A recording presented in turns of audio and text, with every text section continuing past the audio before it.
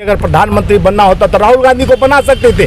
उन्हें कुर्सी का लालच नहीं है, देश पहले है, देश का लोकतंत्र पहले है, देश का संविधान पहले है, देश का मान पहले है। इसलिए राहुल गांधी जी न्याय यात्रा का नाम दिया गया कि न्याय की जरूरत है, जस्टिस की जरूरत है। गरीबों का आज हमारा जो सम्मेलन था उसी जस्टिस के लिए था जो हम करने वाले हैं 5 तारीख को, इसलिए कि देश के उस मजदूरों को जो मनरेगा से लेकर कई कार्यक्रम जो कांग्रेस के थे जिसको खत्म किया गया इस सरकार में। कहते हैं हम गरीबों का सरकार है, 81 करोड़ लोगों को भूख के राशन दे रहे हैं। अरे भैया राशन मत दो, कल कारखाने फैक्ट्रियाँ दो। वही जोड़ने के लिए राहुल गांधी निकलना चाह रहे हैं कि हमारे संविधान को और न्यायपालिका को और देश के संस्थानों को जिस तरह से कब्जा करके सरकार बैठी है।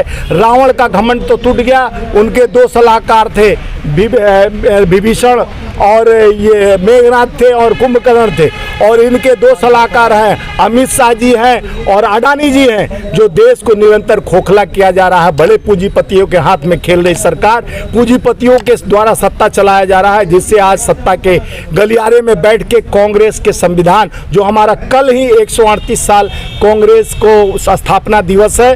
कल हमारे देश का सबसे पुरानी पार्टी जो कांग्रेस न्यायपालिका, संविधान और हमारे लोकतंत्र को मजबूत करने के लिए गांधी और नेहरू और सरदार पटेल के विचारों वाली पार्टी कांग्रेस, जो नेक इरादों के साथ देश के आम आवाम, किसान, मजदूर और सबकी बात करते हुए सबको जोड़ने का कोशिश करता है, उस पार्टी को हम मजबूत करने के लिए, देश के न्याय दिलाने के लिए, युवाओं को रोजगार, जो आप देखे होंगे कल भी बच्चे मिले राहुल गांधी जी से, जो अग्निपथ योजना में जिस तरह से भ्रमित किया गया, चंपारण से चल के गांधी जी चंपारण से चलकर जिस तरह से न्याय की बात को शुरू किए थे और चंपारण यात्रा किए थे, वही चंपारण से बच्चे पैदल चलकर राहुल गांधी जी तक पहुंचे और ये बताए कि हम लोग को धोखा दिया जा रहा है। और आप देखे होंगे कि जो चीफ था, आर्मी चीफ, रिटायर होने के बाद ये भी कहा कि राहुल जी पार्लियामेंट में सही बात कह रहे थे, कोई ये हम बनाया हुआ लॉ है, हमारा नहीं लॉज है, ये लॉज तो खुद मोदी जी का सौंपा हुआ, सरकार का सौंपा हुआ है।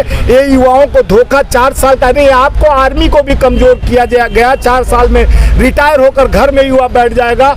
तो यानी 80 करोड़ वैकेंसी देश के सरकार के संस्थाओं का खाली है। ईवीएम को भी लेकर सवाल खड़े किए जा रहे हैं। देखिए ईवीएम तो उनका, देखिए इजराइल से इतना बढ़िया मोहब्बत है, पेगासस आया और एप्पल ने भी, आप जो फोन से वीडियो बना रहे हैं इसका भी अब सेक्रेसी नहीं रह गया। हाँ। और ईवीएम तो जब आदमी बैठ के चांद को कंट्रोल कर सकता है, बटन से चांद पे पहुंचा सकता है, तो ईवीएम को कंट्रोल करना कोई बड़ी बात नहीं है भैया।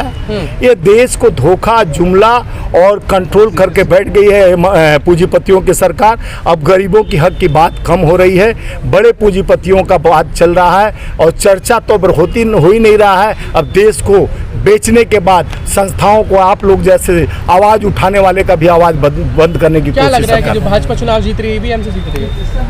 देखिए भाजपा ईवीएम से ही नहीं जीत रहे, पूरा खेला उसका चल रहा है। देश के लोकतंत्र में धर्म का यानी अफीम बेचा जा रहा है, यानी 14 के बाद हिंदू खतरे में आ गए। हाँ। पहले खतरे में नहीं थे। हाँ। तो इस तरह का अफीम चटा चटा के देश की जनता को गुमराह किया जा रहा है। युवा को रोजगार के नाम पर सरकार जवाब नहीं देती है, महंगाई के नाम पर सरकार जवाब नहीं देती है, लोकतंत्र के नाम पर सरकार जवाब नहीं देती है। उसी को लेके हमारा 6200 किलोमीटर पुनः न्याय यात्रा राहुल गांधी जी करने जा रहे हैं। उसमें हमारे भारतीय राष्ट्रीय मजदूर कांग्रेस महासंघ के सारे कार्यकर्ता उनके साथ सम्मिलित होकर देश में न्याय के लिए लड़ेंगे, देश के गरीब मजदूर के लिए लड़ेंगे, देश के अपने विचार के लिए लड़ेंगे। आज देश के उस विचार को दबाने की कोशिश से सरकार कर रही है। जो सबसे निचले मजदूर हैं, किसान हैं, आम आवाम है, बेरोजगार हैं, उनकी आवाज़ दबाकर आप ईवीएम से खेला करके आप सत्ता में आ जा रहे हो।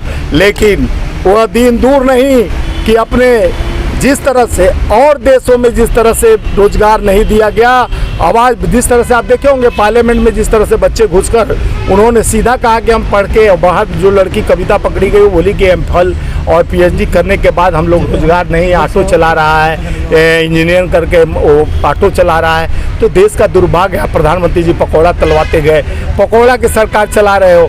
देश रोजगार, युवा मांग रहा है रोजगार। आप सभी संस्थाओं में कॉन्ट्रैक्ट फार्मिंग कर दिए हो, यानी आप कंट्रोल में पूरा सरकार लेके चल रहे हो, प्राइवेट कंपनी खोल चुके हो। अब देश का जनता अब क्या करेंगे आगे ईवीएम बंद कराने के लिए? ईवीएम बंद नहीं कराने के लिए जनता का न्याय यात्रा निकलने वाली है। न्याय यात्रा में ये सब बात आएगी। अब जनता बोलेगा कि आप हमारे 140-39 सांसदों को रिस्ट्रिक्शन कर देते हो। अगर संसद में सांसद जवाब नहीं पूछेगा, विपक्ष अपना आवाज़ नहीं रखेगा, तो आम आवाम का काम विकास कैसे होगा? ये अवरुद्ध करने की कोशिश की जा रही है। अब पूरे देश के लोकतंत्र को मजबूत और बहाल करने के लिए कांग्रेस कमर कस ली है। उनका 138 साल कल स्थापना दिवस है। कल शुरू होने वाला एक तिरंगे की जबरदस्त अन्य लोगों का विश्वास और न्याय और संविधान के तहत देश को आगे कांग्रेस नेता है उदित राज, वो कह रहे हैं अगर ईवीएम से चुनाव होगा तो बूथ पे जाके हम ईवीएम तोड़ने का काम करेंगे।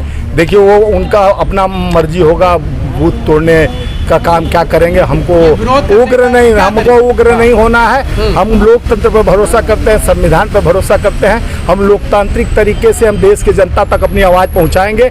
उनसे कहेंगे कि आप अपने वोट का अधिकार का सुरक्षा स्वयं करो, आप बूथ की रक्षा करो। आपका वोट डालते हो किसी और को, जाता किसी और को, तो रक्षा करने का काम भी देश का जनता करेगा, तभी सत्ता परिवर्तन होगा।